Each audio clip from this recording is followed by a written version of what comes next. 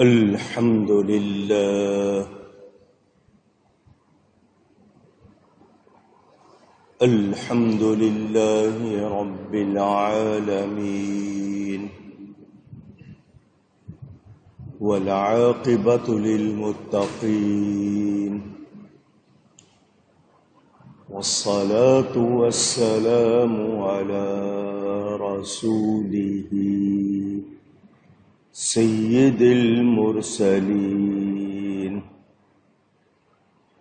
خاتم النبيين شفيع المذنبين رحمة للعالمين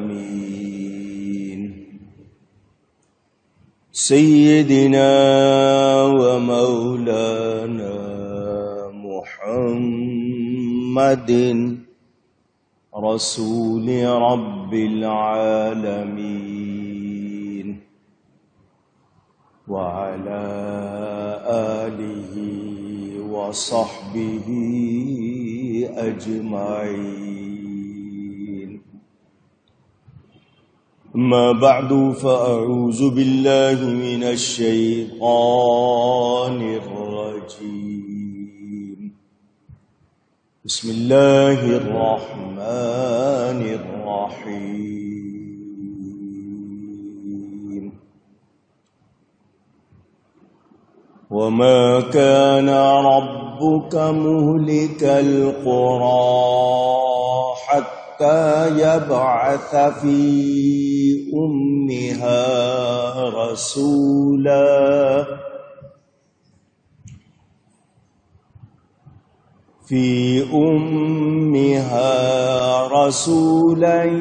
يتلو عليهم آياتنا وما كنا مهلك القرى إلا وأهلها ظالمون. صدق الله العلي العظيم.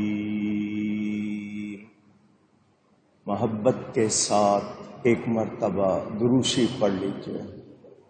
اللهم صل على سيدنا ومولانا محمد معدن الجود والكرم وآله وصحبه وبارك وسلم.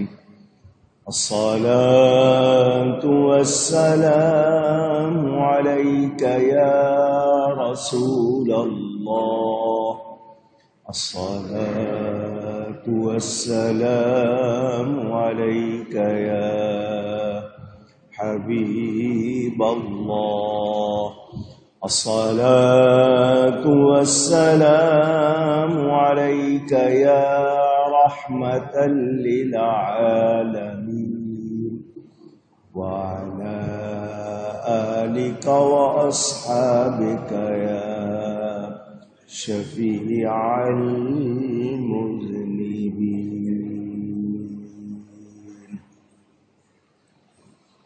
حمد و صلات کے بعد قرآن کریم کی سورۃ القصص کی تفسیر کا بیان جو گزشتہ 2 جمعے نہیں ہوا،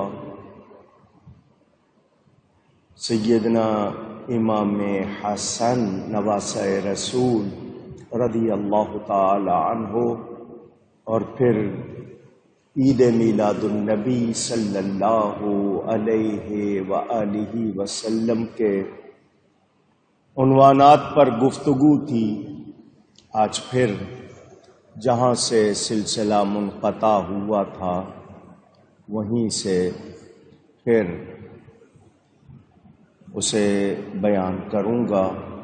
اللہ تعالی مجھے حق بیان کرنے، ہم سب کو حق سن کر اس کو قبول کرنے، اس پر عمل کرنے اور اس پر قائم رہنے کی توفیق عطا فرمائے. قرآن کریم ہر دور میں قیامت تک ہماری رہنمائی کرتا ہے. ہم اسے پڑھیں، اس میں غور کریں ہمارے سامنے یوں لگتا ہے جیسے یہ آیتیں آج ہی نازل ہوئیں۔ یہ اعجاز ہے قرآن کریم کا، حضور اکرم صلی اللہ علیہ وآلہ وسلم اللہ کی طرف سے اس دھرتی پر بھیجے گئے آخری نبی ہیں، آخری رسول ہیں۔ ان کے بعد کسی قسم کا کوئی نبی نہیں۔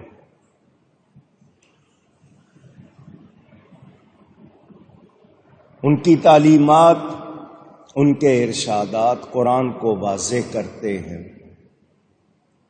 اللہ تعالی نے بتایا وہ لوگ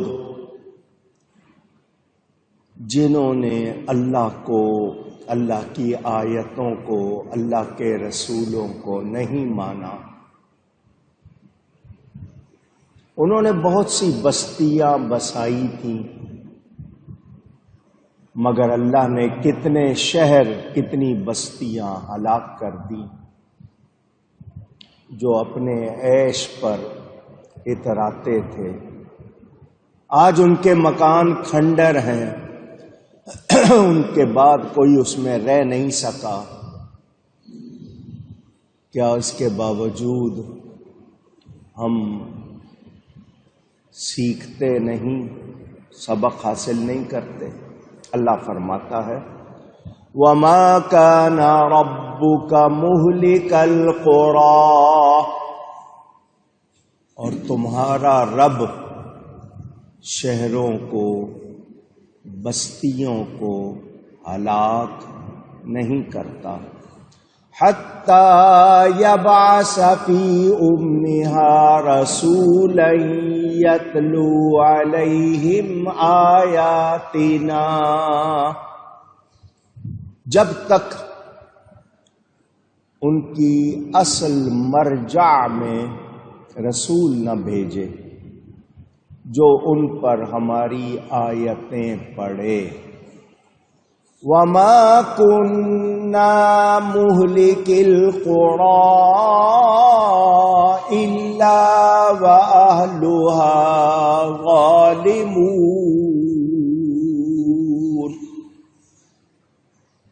اور ہم شہروں کو ہلاک نہیں کرتے مگر جب ان میں رہنے والے،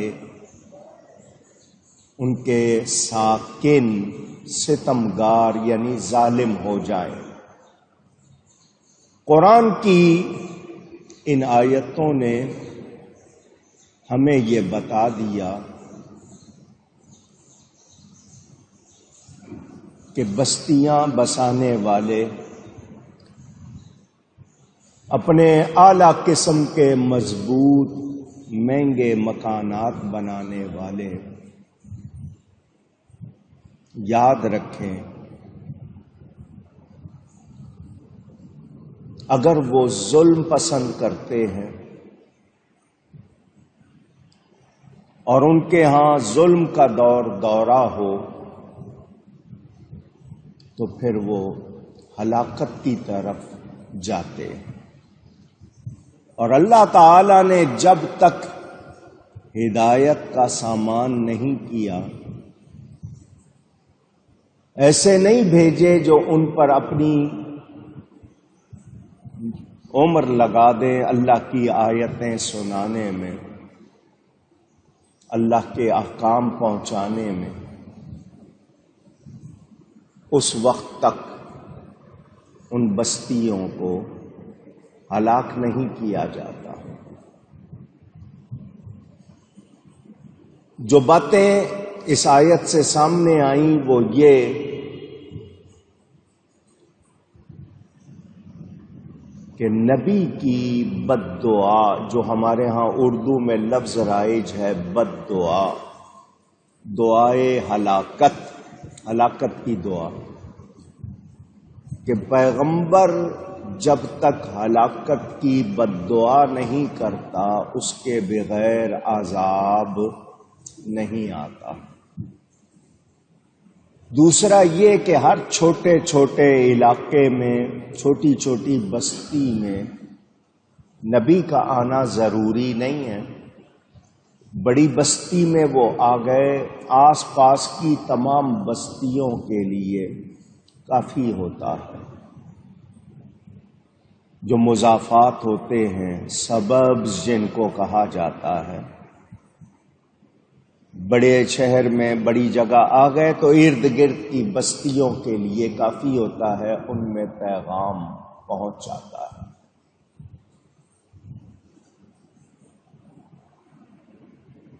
جو صاحبان کتاب، صاحبان صحائف ہوئے، ایسے رسول جو شریعت لے کر آئے، اور باقی انبیاء جنہوں نے انہی کتابوں کی، انہی صحیفوں کی تبلیغ کی، کیونکہ ہر رسول کی یہ نہیں ہے کہ ہر ایک کے پاس نئے احکام آئیں، جو احکام بیان ہوئے انہی کو آگے پہنچانا۔ تو جو انکار کرتے ہیں، حق کو نہیں مانتے، تسلیم نہیں کرتے، خود پر بھی ظلم کرتے ہیں اور ماحول کو بھی اپنے ستم کا نشانہ بناتے ہیں، پھر وہ بستیاں ہلاک کر دی جاتی ہیں، ہلاکت ان کا مقدر ہو جاتی ہے، پھر ان میں کچھ بچتا نہیں، کوئی رہ نہیں پاتا پھر ان پہ۔ یہاں سے پہلی بات تو یہ پتہ چلی کہ ہم لوگ اپنے خواب و خیال میں، اپنے زعم، جس کو اردو والے زوم کہتے ہیں، زعم، اپنے گمان میں پتہ نہیں کیا کیا سوچتے رہتے ہیں، کیا کیا پلاننگ، منصوبے بناتے رہتے ہیں، مگر انسان کو لازم ہے کہ وہ اللہ کو پہچانے، اس کو مانے اور اس کے احکام پر عمل کرے۔ واضح رہے، سب سے پہلے انسان شمار ہوئے حضرت آدم علیہ السلام، ان کی اولاد، پھر آگے انسانوں کا سلسلہ چلا۔